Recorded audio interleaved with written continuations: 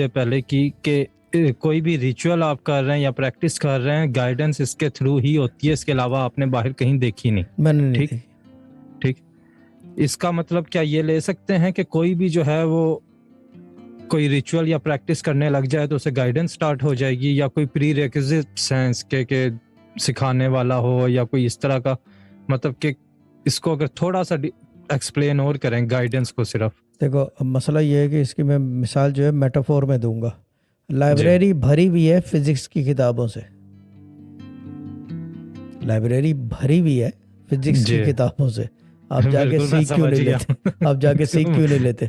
Physicist होता है ना, बन जाओ, पीएचडी कर लो उसमें, किताबें तो भरी हुई हैं, but you need someone to explain things to you. सही, ये चीज़ है ना, कोई चाहिए होता है आपको जो आपको रास्ता दिखाए, जो बताए। अब भले वो किसी रिलीजन से हो, कोई भी हो, but it has to be someone who has already walked that road,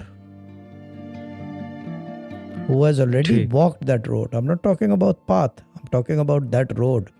So then he can show you as a guide that path. So road और path में इधर डिफरेंस है। जो path से चल पड़ते हैं वो रोड के ऊपर पहुंच जाते हैं।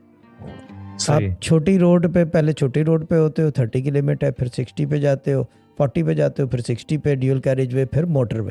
जो मोटरवे वाला आदमी होता है ना, वो चाहिए होता है आपको, जो चला सके आपको, जो पाथ दिखा सके। सही। तो ये चक्कर है। तो लाजमी सी चीज़ है, विदाउट एड और हेल्प यू है, you can not learn anything in this universe. कानून है ये। सही। अगर दूध पीना ना सिखाया जाए तो फिर दूध नहीं बना सकता बच्चा अपना। ये चीज़ है ना। तो उसी तरह ये भी ऐसा ही है। This thing works hand by hand. ये चीज़ है। सही।